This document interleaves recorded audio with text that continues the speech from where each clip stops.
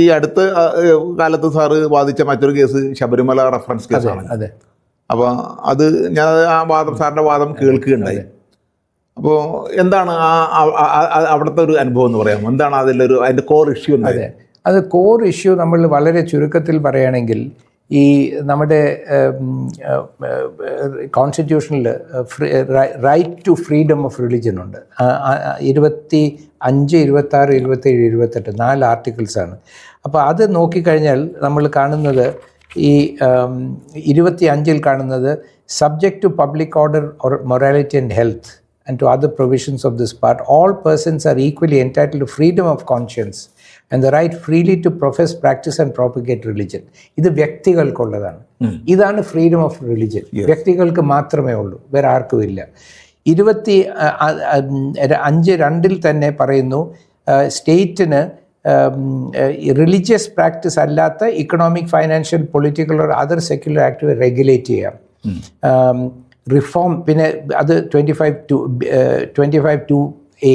25(2)(bയിൽ പറയുന്നത് social welfare and reform or throwing open of Hindu religious institutions of a public character to all classes and sections of ഹിന്ദുസിന് വേണ്ടി നിയമം നിർമ്മാണം ചെയ്യാം എന്ന് കോൺസ്റ്റിറ്റ്യൂഷൻ പറയുന്നു. അപ്പോൾ ഇതിൽ പറയുന്നത് ഈ പ്രൊട്ടക്റ്റ്, റെഗുലേറ്റ് ആൻഡ് റിഫോം എന്നുള്ള 3 പില്ലേഴ്സാണ് ഇതിൽ വരുന്നത്. Protect the individual freedom of religion, regulate religion, because religion ഒരു പ്ലസ്സുമാണ് ഒരു മൈനസുമാണ്. ഫെയ്ത്ത് ആൻഡ് ഫ്രീഡം അല്ല, പക്ഷേ റിലിജൻ എന്നുള്ള ഓർഗനൈസ്ഡ് റിലിജൻ ആകുമ്പം നമ്മുടെ ചരിത്രത്തിൽ, ലോകത്തിൻ്റെ ചരിത്രത്തിൽ കാണാം, റിലിജൻ പോസിറ്റീവ് ഫാക്ടറും ആകാം, നെഗറ്റീവ് ഫാക്ടറും ആകാം. നമ്മുടെ രാജ്യത്താണെങ്കിൽ റിലിജൻ്റെ ബേസിസിൽ വലിയ ഒരു ബ്ലഡ് ബാത്ത് നടന്നതാണ്, പാർട്ടിഷൻ ഉണ്ടായതാണ്. അപ്പോൾ നമ്മൾ വളരെ കോഷ്യസ് ആയിരിക്കണം, അതുകൊണ്ട് റെഗുലേറ്റ് ചെയ്യണം. പിന്നെ പെർട്ടിക്കുലർലി ഹിന്ദു റിലീജിയസ് ഇൻസ്റ്റിറ്റ്യൂഷൻസിനെ റിഫോം ചെയ്യണം എന്ന് കോൺസ്റ്റിറ്റ്യൂഷൻ പറയുന്നു. പിന്നെ 26 പറയുന്നത് freedom to manage religious affairs. ഇതൊരു മാനേജ്മെൻറ്റ് റൈറ്റാണ്. അപ്പോൾ ഇതിൽ പറയുന്നത് റിലീജിയസ് ഡിനോമിനേഷൻസിന് 4 തരത്തിലുള്ള മാനേജ്മെൻറ്റ് റൈറ്റ്സ് കൊടുക്കുന്നു. ഒന്ന്, establish and maintain institutions for religious and charitable purposes. Institutions ഉണ്ടാക്കുക. 2, ആ റിലിജൻ്റെ മാറ്റേഴ്സ് ഓഫ് റിലിജനെ മാനേജ് ചെയ്യാം, to manage its own affairs and matters of religion. 3, own and acquire property. 4, to administer the property. ഈ rights കൊടുക്കുന്നു. ഇത് കൊടുക്കുന്നത് religious ഡിനോമിനേഷൻസിനാണ്, ഗ്രൂപ്പിനാണ്. അപ്പോൾ ഈ ബാക്ക്ഗ്രൗണ്ടിൽ ഈ ശബരിമല ഇത്രയും വർഷമായിട്ട് ഈ ബേസിക്കലി സുപ്രീം കോടതി വളരെ കെയർഫുള്ളായിട്ട് ഈ ക്ലർജി, ഈ പുരോഹിതരുടെ rights by and large protect ചെയ്തിട്ടുണ്ട് 75-76 വർഷമായിട്ട്. അല്ലാതെ ഈ മെയിൻ റോൾ അതായിരുന്നു. പിന്നെ ഈ റിലീജിയസ് ഫ്രീഡം പ്രൊട്ടക്റ്റ് ചെയ്യുന്നു, പക്ഷേ വ്യക്തികളുടെ ഇൻട്രസ്റ്റ് വളരെ കുറവായിട്ട് പ്രൊട്ടക്റ്റ് ചെയ്തിട്ടുണ്ട്, വളരെ അപൂർവമാണ്. അതിൽ ഏറ്റവും 2-3-4 കേസുകളേ ഉള്ളൂ. അതിൽ ഏറ്റവും പ്രമുഖമായിട്ടൊരു കേസ് ഈ ശബരിമല സ്ത്രീ എൻട്രി കേസാണ്. അതിൽ പറഞ്ഞ ഒരു വ്യക്തിയായിട്ടുള്ള ഒരു സ്ത്രീക്ക് 25(1) അനുസരിച്ച് ഫ്രീഡം ഓഫ് റിലിജൻ ഉണ്ട്. അവരെനിക്ക് ഇവിടെ പോകണമെന്ന് പറഞ്ഞാൽ ആ ജെൻഡറിൻ്റെ പേരിൽ അവരെ എക്സ്ക്ലൂഡ് ചെയ്യാൻ പറ്റില്ല എന്ന് അതിൽ ജസ്റ്റിസ് നാരിമാൻ, ജസ്റ്റിസ് ചന്ദ്രചൂഡ്, അതൊരു 5 ബെഞ്ച് ഡിസിഷനായിരുന്നു. 4 പേര്, ജസ്റ്റിസ് ദീപക് മിശ്ര, ജസ്റ്റിസ് ഖൻവിൽക്കർ, അവർ സപ്പോർട്ട് ചെയ്തു. ജസ്റ്റിസ് ഇന്ദു മൽഹോത്ര ഡിസെൻറ്റ് ചെയ്തു. ഇത് വളരെ ഈ ക്ലർജി ക്ലാസ്സിനെ, നമ്മുടെ ക്ലർജി, ഇറാനിൽ ക്ലർജി എന്നൊക്കെ പറയുമല്ലോ, വാസ്തവത്തിൽ നമ്മുടെ ഇവിടുത്തെ ഈ പുരോഹിതരും ക്ലർജി തന്നെയാണ്. ഈ നമ്മുടെ ഹിന്ദു ക്ലർജി ക്ലാസ്സിനെ ഭയങ്കരമായിട്ട് ഇത് ഷോക്ക് ചെയ്തു. അതായത് ഒരു തന്ത്രിയുടെ വാക്കിനെ കോൺസ്റ്റിറ്റ്യൂഷൻ ഉപയോഗിച്ച് സുപ്രീം കോടതി റിവേഴ്സ് ചെയ്തു. സ്ത്രീകൾ കയറണമെന്ന് പറഞ്ഞു. അപ്പോൾ ഈ ഷോക്ക് വന്നപ്പോഴത്തേക്ക് ഇവർ എന്ത് ചെയ്തു? ഇതിനെതിരെ ഡസൻ കണക്കിന് റിവ്യൂ പെറ്റീഷൻ ഫയൽ ചെയ്തു. ആ റിവ്യൂ പെറ്റീഷൻ നോക്കിയപ്പോഴത്തേക്ക് സുപ്രീം കോടതി, സാധാരണ ഞാൻ ഈ EWSനെതിരെ റിവ്യൂ പെറ്റീഷൻ ഫയൽ ചെയ്തതാണ്, അത് കോടതിയിൽ കേൾക്കാതെ ഡിസ്മിസ് ചെയ്തു. ഇത് ഈ റിവ്യൂ പെറ്റീഷൻസ് എല്ലാം കരുതി വളരെ ഡീറ്റെയിൽഡായിട്ട് ആലോചിച്ച് അത് റിവ്യൂ ചെയ്യാൻ തീരുമാനിച്ചു. അതിനൊരു ബെഞ്ച് ഉണ്ടാക്കി. ആ ബെഞ്ച് പറഞ്ഞു ഇല്ല, പക്ഷേ ഒരു 6-7, അപ്പോൾ അവരുടെ ഈ വാദിക്കുന്ന ആൾക്കാരുടെ ഉദ്ദേശം എന്താണ്? ഇത് ഇനി ഒരിക്കലും ഉണ്ടാവരുത്. ഈ പുരോഹിതൻ പറയുന്നത് കോൺസ്റ്റിറ്റ്യൂഷൻ്റെ ബേസിസിൽ ഒരു കോടതിയും ഇനി ഒരിക്കലും റിവേഴ്സ് ചെയ്ത് ലാസ്റ്റ് ടൈമായി ഇതിനെ റിവേഴ്സ് ചെയ്യണം, ഇനി ഒരിക്കലും ഇങ്ങനത്തെ ഒരു ഡിസിഷൻ, അതിനുവേണ്ടി നിയമം മാറ്റണം. അത് മാറ്റാൻ വേണ്ടി ഒരു 7 ജഡ്ജ് ബെഞ്ചുണ്ട്, ഷിറൂർ മട്ട് എന്ന് പറഞ്ഞൊരു ജഡ്ജ്മെൻ്റ് ഉണ്ട്. 54 ജഡ്ജ്മെൻറ്റാണ്, 1954 ജഡ്ജ്മെൻറ്റ്. അപ്പോൾ അത് 7 ജഡ്ജസാണ്. പിന്നെ പല 5 ജഡ്ജസ് ബെഞ്ച് ജസ്റ്റിഷ്യൻസ് ഉണ്ട്. അപ്പോൾ അതിനെ എല്ലാം റിവ്യൂ ചെയ്യാൻ വേണ്ടി ഒരു 9 അംഗ ജഡ്ജിൻ്റെ ബെഞ്ച് ഉണ്ടാക്കി. എന്നിട്ട് ഈ നിയമത്തിന് റിവൈസ് ചെയ്യണം. അപ്പോൾ ഇത് പ്രൊപ്പോസ് ചെയ്ത ആൾക്കാരുടെ ഉദ്ദേശം എന്താണ്? ഈ നിയമം ഇത് ആദ്യത്തെ പ്രാവശ്യമാണ് റിലിജനെ കുറിച്ചുള്ള കോൺസ്റ്റിറ്റ്യൂഷൻ പ്രൊവിഷൻസിനെ റിവ്യൂ ഈ റെഫറൻസ് വരുന്നത് ഇന്ത്യയിൽ 9 അംഗ ജഡ്ജസ് നോക്കുന്നത്. അപ്പോൾ ഇവരെന്താണ് എക്സ്പെക്റ്റ് ചെയ്യുന്നത്? ഇതിനെ റിവൈസ് ചെയ്തൊരു പൗരോഹിത്യ മേധാവിത്വം ഒരു ഇൻ്റർപ്രിട്ടേഷൻ ഈ 9 ജഡ്ജസ് കൊടുത്താൽ പിന്നെ അതിനെ ആർക്കും തൊടാൻ ഒക്കില്ല. പിന്നെ ഒരു 11 ജഡ്ജ് ബെഞ്ച് വരേണ്ടി വരും അതിനെ മറികടക്കാൻ. അതായിരുന്നു അവരുടെ ഉദ്ദേശം. ഇത് അച്ചീവ് ചെയ്യാൻ വേണ്ടി അവരൊരു സിമ്പിൾ ആർഗ്യുമെൻ്റ് മുന്നോട്ട് വെച്ചു. ഇതൊരു ഇൻഡിവിജ്വലും ഒരു ഗ്രൂപ്പും തമ്മിലുള്ള ഫൈറ്റാണ്. ഒരു സ്ത്രീ, അത് ആക്ടിവിസ്റ്റ് സ്ത്രീ, ആക്ടിവിസ്റ്റ് എന്ന് പറഞ്ഞാൽ ഒരു അബ്യൂസ് പോലെയാണല്ലോ, ആക്ടിവിസ്റ്റ് സ്ത്രീ വരുന്നു. അവർ പിന്നെ ഈ യങ് ഇന്ത്യ ലോയേഴ്സ് അസോസിയേഷൻ എന്ന് പറഞ്ഞാൽ ഒരു മുസ്ലിം അതിലുണ്ട്, ഒരു ഓഫീസ് ബെയറായിട്ട്. അവർ നോൺ ഹിന്ദുസ് ആയിട്ടുള്ള ആൾക്കാർ ഒരു റിഫോം കൊണ്ടുവരുന്നു. അതിൽ വിശ്വാസമില്ലാത്ത സ്ത്രീകൾ വരുന്നു, അവർ റിഫോമേഴ്സാണ്, അവർക്ക് ആക്ടിവിസ്റ്റാണ്. അവർ വന്ന് പറഞ്ഞിട്ട് അപ്പോൾ ഈ ക്വസ്റ്റ്യനിലുള്ളത് ഈ ഒരു മതത്തിൽ പെടാത്ത ഒരാൾക്ക് ഒരു മതത്തിനെ ക്വസ്റ്റ്യൻ ചെയ്യാൻ ഒക്കുമോ, ഈ വിശ്വാസമുള്ളവർക്കല്ലേ ക്വസ്റ്റ്യൻ ചെയ്യാൻ ഒക്കുള്ളൂ, ഇതൊക്കെ ഇതിൽ വരുന്നു. അപ്പോൾ ഇവർ പറയുന്നത് ഈ വ്യക്തിയുടെ മതവിശ്വാസം ഒരു ഗ്രൂപ്പിൻ്റെ മതവിശ്വാസത്തിനെ മറികടക്കാൻ പറ്റില്ല എന്നുള്ളൊരു ലൈൻ ഓഫ് ആർഗ്യുമെൻ്റാണ് ഇവർ വെച്ചത്. അത് പല ജഡ്ജസും ഈ ബെഞ്ച് ഡിസിഷൻ വന്നിട്ടില്ല,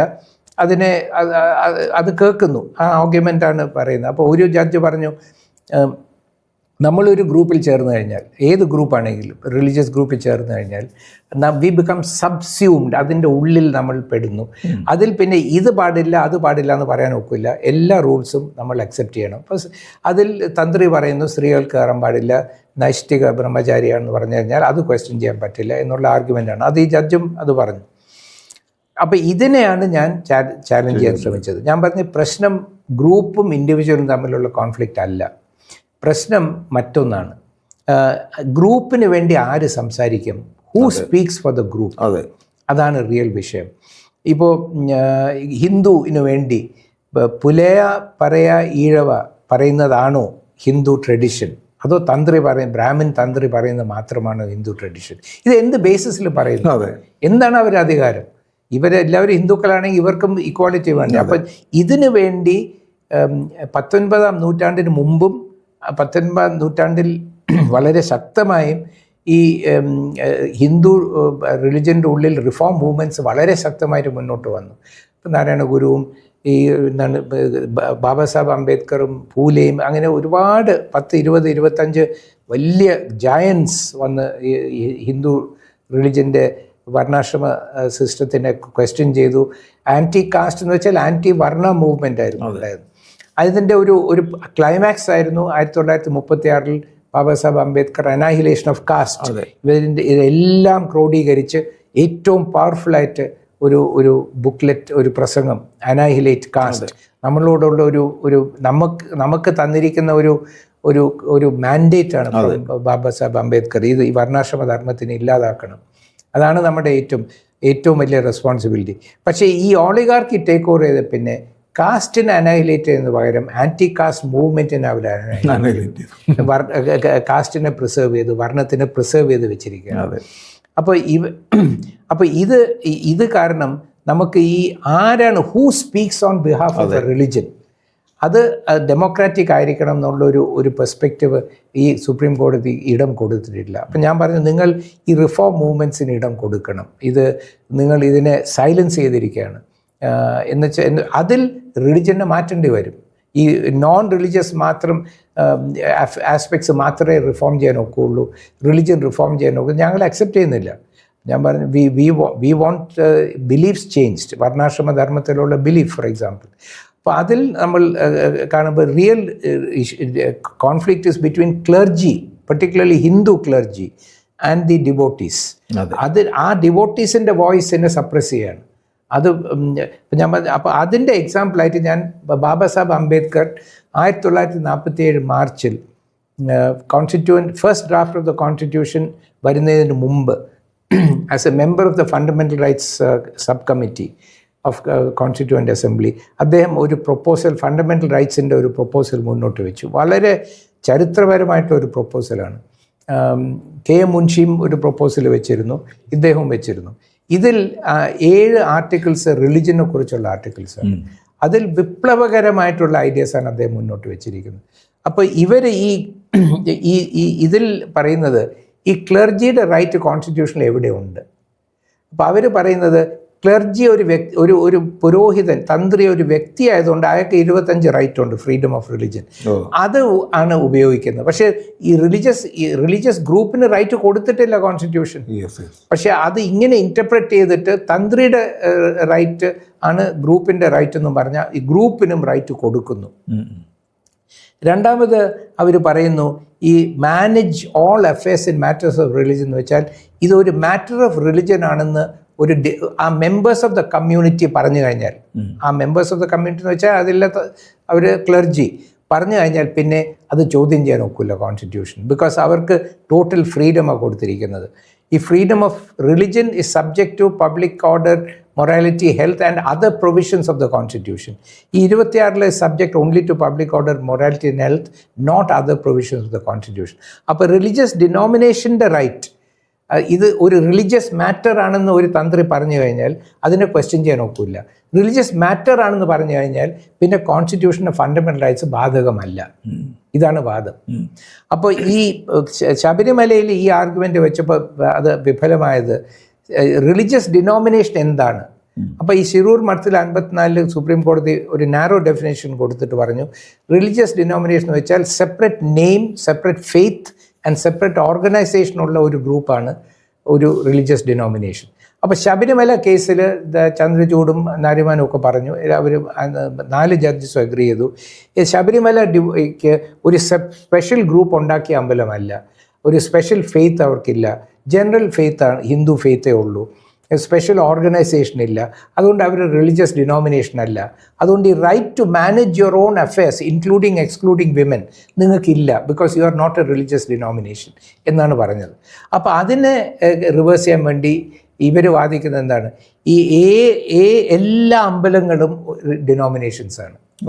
അപ്പോൾ നമ്മുടെ ഇവിടെ വെള്ളയമ്പലത്തിലുള്ള ആൽ വൃക്ഷത്തിൻ്റെ അടിയിലുള്ള അമ്പലം, അത് ഞാനൊക്കെ കുട്ടിയായിരുന്നപ്പോൾ അവിടെ ഒരു എന്തോ കൊണ്ട് വെച്ച് പൂജ ചെയ്ത് ഇപ്പോൾ ഒരു ചെറിയൊരു അമ്പലമായി മാറിയിരിക്കുകയാണ്.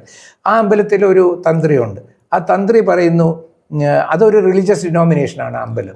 ആ തന്ത്രി പറയുന്നു ഇവിടെ സുദേശ് എന്ന് പേരുള്ള ആരും കയറാൻ പാടില്ല. എന്ന് വെച്ചാൽ ഈ ദൈവത്തിന് സുദേശ് എന്ന് പറഞ്ഞ പേര് പണ്ടേ പ്രശ്നമാണ് എന്ന് പറഞ്ഞു കഴിഞ്ഞാൽ പിന്നെ കോടതിയിലോ നമുക്ക് പോകാൻ ഒക്കില്ല, ബിക്കോസ് കോൺസ്റ്റിറ്റ്യൂഷൻ ബാധകമല്ല ഇദ്ദേഹം പറഞ്ഞു കഴിഞ്ഞു. അപ്പം ഞാൻ കോടതിയിൽ ഞാൻ പറഞ്ഞു they are trying to secede from the constitution. ഈ religion will secede from the constitution, പിന്മാറുകയാണ് കോൺസ്റ്റിറ്റ്യൂഷനിൽ നിന്നും. കോൺസ്റ്റിറ്റ്യൂഷൻ ബാധകമല്ല, നിയമബാധകമല്ല. അപ്പം ഞാനൊരു തന്ത്രിയായി കഴിഞ്ഞ് എനിക്ക് എന്തും റിലീജിയസ് ആണെന്ന് പറയാം. ഞാൻ റിലീജിയസ് ആണെന്ന് പറയുന്നത് പിന്നെ നിയമവും കോൺസ്റ്റിറ്റ്യൂഷനും ഒന്നും ബാധകമല്ല. പിന്നെ എന്താണ് ഇത് ആൻറ്റി അപ്പം ഞാൻ പറഞ്ഞു what you are doing is ഈ ക്ലർജിയെ പവർഫുൾ ആക്കിയിട്ട് ദൈവവിശ്വാസത്തിനെ മാറ്റിയിട്ട് ഈ പുരോഹിതനിലുള്ള വിശ്വാസം ഈസ് റീപ്ലേസിങ് ദൈവവിശ്വാസം. Faith in God is being replaced by faith in clergy. അതാണ് ഇവർ പറയുന്നത്. ഞാൻ പറഞ്ഞു ദിസ് ഇസ് നോട്ട് അക്സെപ്റ്റബിൾ. ഇത് constitution has to be supreme. Constitution എല്ലായിടത്തും ബാധകമാണ്. ഞങ്ങളുടെ റിഫോം മൂവ്മെൻറ്റ്സ് ഡിമാൻഡ് ചെയ്യുന്നത് റിലിജൻ മസ്റ്റ് ബി ഓൾട്ടേർഡ് എന്നാണ്, അല്ലാതെ ഇവർ religious practices should not be altered എന്ന് പറയുന്നത് ശരിയല്ല. പിന്നെ ഫ്രീഡം ഓഫ് മാനേജ്മെൻറ്റ്, അതിനെ എന്തുമാത്രം എക്സ്പാൻഡ് ചെയ്ത് ഇങ്ങനെ total freedom of religion of ഫെയ്ത്തിന് ഓവർ ഐഡിയയാണ്. അപ്പോൾ ഇതാണ് ഇഷ്യൂ. അപ്പോൾ ഞാൻ പറഞ്ഞു ഗവൺമെൻറ്റിൻ്റെ ആർഗ്യുമെൻ്റ് അക്സെപ്റ്റ് ചെയ്ത് കഴിഞ്ഞാൽ ഇവിടെ ഇതൊരു അമ്പലമായി. ഇപ്പോൾ ഈ സ്റ്റുഡിയോ ഒരു അമ്പലമാണ് നമ്മൾ ഡിക്ലെയർ ചെയ്യുന്നു, ഇതിനെ വർഷിപ്പ് ചെയ്യുന്നു, പുരോഹിതൻ മിസ്റ്റർ സുദേശാണെന്ന് പറയുന്നു, പിന്നെ ഇവിടെ എന്തും ചെയ്യാം. ഇതിന് എന്താണ് റിലിജ്യൻ, എന്താണ് റിലീജിയസ് ഡിനോമിനേഷൻ എന്ന് ഒരു ഡെഫിനേഷനും ഇല്ല. സ്വയം ഡിക്ലെയർ ചെയ്യുക. അപ്പം എന്നിട്ട് അരാജകത്വമല്ലേ ഉണ്ടാവാൻ പോകുന്നത്.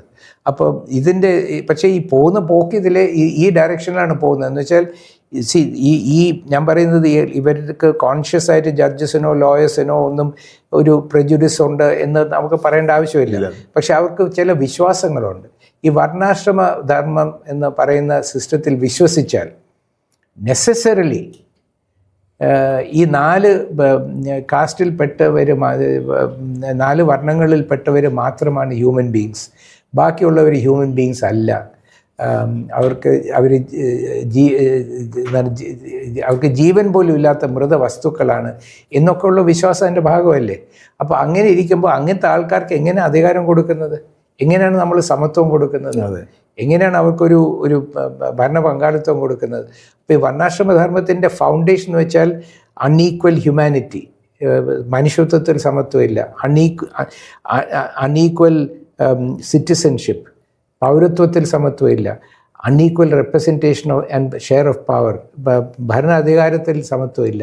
ഇതാണ് വർണ്ണാശ്രമധർമ്മത്തിൻ്റെ ഫൗണ്ടേഷൻ. വർണ്ണാശ്രമധർമ്മം എന്ന് വെച്ചാൽ റിലീജിയസ് സിസ്റ്റം അല്ല, ഒരു സിസ്റ്റം ഓഫ് ഗവൺമെൻറ് ആണ്. ഓരോ ആൾക്കാരുടെ റൈറ്റ്സ് എടുത്തു കളയുന്ന സിസ്റ്റമാണ്. അതുകൊണ്ടാണ് unequal citizenship, unequal humanity, unequal share of power എന്ന് പറയുന്നത്. കോൺസ്റ്റിറ്റ്യൂഷൻ അതിൻ്റെ നേരെ വിപരീതമാണ്. എല്ലാവർക്കും equal citizenship, equal humanity, equal representation കൊടുക്കുന്നു. ഇത് രണ്ടും കൂടെ ഒരിക്കലും പൊരുത്തപ്പെട്ടു പോകില്ല. ഈ വർണ്ണാശ്രമധർമ്മം എന്ന് പറയുന്നത് ഗോൾവൽക്കറിൻ്റെ വിഷനാണ്. ഈ കോൺസ്റ്റിറ്റ്യൂഷനുള്ളത് ബാബാ സാഹേബ് അംബേദ്കറിൻ്റെ വിഷനാണ്. ഇത് വേൾഡ് കപ്പൊക്കെ നടക്കുന്നതുകൊണ്ട് നമുക്ക് പറയാം ഇതിപ്പോൾ ഇന്ത്യയിലുള്ള കോൺഫ്ലിക്റ്റ് ഒരു ഫൈനൽ സ്റ്റേജിലെത്തിയിരിക്കുകയാണ്. ഗോൾവൽക്കർ വേഴ്സസ് അംബേദ്കർ. ഗോൾവൽക്കറിൻ്റെ വിഷൻ നമ്മൾ അക്സെപ്റ്റ് ചെയ്താൽ ഇന്ത്യ തകർന്ന് തരിപ്പണമാകും. തീർച്ചയായിട്ടും. ബാബാ സാഹേബ് അംബേദ്കറിൻ്റെ വിഷൻ നമ്മൾ അക്സെപ്റ്റ് ചെയ്ത് ഈ രാജ്യത്ത് ജനിക്കുന്ന എല്ലാവർക്കും ജാതി മത ഭേദമില്ലാതെ ഈക്വൽ ഹ്യൂമാനിറ്റി ഉണ്ട്, ഈക്വൽ സിറ്റിസൺഷിപ്പ് ഉണ്ട്, ഈക്വൽ ഷെയർ ഓഫ് പവറിനുള്ള റൈറ്റ് ഉണ്ട് എന്ന് അക്സെപ്റ്റ് ചെയ്താൽ ഇന്ത്യക്ക് വളരെ നല്ലൊരു ഫ്യൂച്ചറുണ്ട്. അല്ലെങ്കിൽ നമ്മൾ വീണ്ടും ഗുരു പറഞ്ഞതുപോലെ പോയതെല്ലാം തിരിച്ചു വരും. അല്ല സാറ് തന്നെ അത് മാതൃഭൂമി ആയിട്ടുള്ള അഭിമുഖത്തിൽ സൂചിപ്പിച്ചിട്ടുണ്ടല്ലോ, ഒരു തിയോക്രാറ്റിക് ജഡ്ജ്മെന്റും കോൺസ്റ്റിറ്റ്യൂഷനിസ്റ്റ് ജഡ്ജ്മെന്റിനെ സംബന്ധിച്ച് വ്യത്യാസം ചൂണ്ടിക്കാണിച്ച് സാർ അവതരിപ്പിച്ചിട്ടുണ്ട്. അത് ഇന്ത്യൻ ഭരണഘടന എടുക്ക് എന്താണോ ലക്ഷ്യമാക്കുന്നത് അതിന് വിപരീതമായ രീതിയിലുള്ള ഒരു ഹിന്ദുത്വ രാഷ്ട്രം ഉണ്ടാക്കുന്നതിൽ അറിഞ്ഞോ അറിയാതെയോ ജുഡീഷ്യറിയുടെ പങ്ക് വിമർശന വിധേയമാക്കിയിട്ടുണ്ട്. വളരെ ഇപ്പോൾ ഇവർ സക്സീഡ് ചെയ്താൽ, ഗവൺമെൻറ് ആർഗ്യുമെൻറ്റ് സക്സീഡ് ചെയ്താൽ ഈ ഡയാർക്കി നമുക്ക് പണ്ടുണ്ടായിരുന്നല്ലോ, ബ്രിട്ടീഷുകാരുണ്ടായിരുന്നപ്പോൾ ഡയാർക്കി, അതായത് 2 ടൈപ്പ് ഓഫ് റൂൾ, ചിലത് ബ്രിട്ടീഷുകാരുടെ കയ്യിലും ചിലത് ഇന്ത്യൻസിൻ്റെ കയ്യിലും, അതുപോലെ ഒരു ഡയാർക്കി നമ്മുടെ കോൺസ്റ്റിറ്റ്യൂഷൻ ഉണ്ടാകും. അപ്പോൾ ഒരു സെക്യുലർ കോൺസ്റ്റിറ്റ്യൂഷൻ്റെ ഉള്ളിൽ ഒരു തിയോക്രാറ്റിക്, ഒരു തിയോക്രസിയെ ഇംപ്ലാന്റ് ചെയ്യണം. അതാണ്. അപ്പം അത് ഉള്ളിൽ വന്നു കഴിഞ്ഞാൽ ട്രോജൻ ഹോസിനെ പോലെ ആ സെക്യുലർ റിപ്പബ്ലിക്കിനെ തകർത്ത് കളയും. അപ്പോൾ എന്ന് വെച്ചാൽ ഈ പ്രീസ്റ്റിൻ്റെ കൺട്രോളിലുള്ള, അപ്പോൾ പ്രീസ്റ്റ് പറയുന്നത് റിലീജിയസ് ആണെന്ന് പറയുന്നതിൻ്റെ കംപ്ലീറ്റ് കൺട്രോൾ അവരുടെ കയ്യിൽ പോയി കഴിഞ്ഞാൽ പിന്നെ കോൺസ്റ്റിറ്റ്യൂഷൻ ഔസ്റ്റ് ചെയ്തില്ലേ. പിന്നെ ഇവർ പറയുന്നത് എന്താണ്, ഇതേ സമയത്ത് സുപ്രീം കോടതി പറഞ്ഞിട്ടുണ്ട് ഒരു മോസ്ക് ഒരു എസെൻഷ്യൽ പാർട്ട് ഓഫ് റിലീജിയൻ അല്ല എന്ന് പറഞ്ഞിട്ടുണ്ട്. എവിടെ വേണമെങ്കിലും വർഷിപ്പ് ചെയ്യാം. അതുകൊണ്ട് ഈ അമ്പലമാണെങ്കിൽ പ്രീസ്റ്റ് റിലീജിയസ് ആണെന്ന് പറഞ്ഞാൽ അവിടെ കയറാൻ പാടില്ല, അതിനെ മാറ്റാൻ പാടില്ല, തൊടാൻ പാടില്ല. മുസ്ലിമിനാണെങ്കിൽ mosque is not an essential practice part of religion എന്ന് പറഞ്ഞിട്ടുണ്ട്. അപ്പോൾ ഈ വ്യാഖ്യാനത്തിലൂടെ അവസാനം ഈ ന്യൂനപക്ഷങ്ങളുടെ റൈറ്റ്സും കുറച്ച് ഈ വർണ്ണാശ്രമധർമ്മത്തിൻ്റെ ഈ ബ്രാഹ്മണിക്കൽ ഒരു ഐഡിയോളജിയാണ് തിരിച്ചു വരാൻ പോകുന്നത് ഇത് ഈ മുന്നോട്ട് പോയില്ലെങ്കിൽ. അപ്പോൾ നമ്മൾ ഈ ജഡ്മെൻറ്റിനെ ഈ ജഡ്മെൻറ്റ് അനുസരിച്ചാണ് ഇനി റെഫറൻസ് റിവ്യൂ ഡിസൈഡ് ചെയ്യാൻ പോകുന്നത്. അപ്പോൾ ശ്രീനാരായണ മാനധർമ്മ കൂട്ടായ്മയാണ് ഇതിൽ മിസ്റ്റർ സുദേശാൻ്റെ ജനറൽ സെക്രട്ടറിയാണ്, മിസ്റ്റർ വി ആർ ജോഷി പ്രസിഡൻ്റാണ്. അപ്പോൾ ഈ സംഘടനയാണ് ഇതിൽ ഇൻ്റർവ്യൂ ചെയ്തിരിക്കുന്നത്. അപ്പോൾ നമുക്ക് ഈ ഫൈറ്റ് കണ്ടിന്യൂ ചെയ്യേണ്ടി വരും. നമ്മൾ ഫൈറ്റ് ചെയ്യുന്നത് സെക്യുലറിസത്തിന് വേണ്ടിയും ഈ എല്ലാവരുടെയും തുല്യ അവകാശങ്ങൾക്ക് വേണ്ടിയാണ് നമ്മൾ ഫൈറ്റ് ചെയ്യുന്നത്.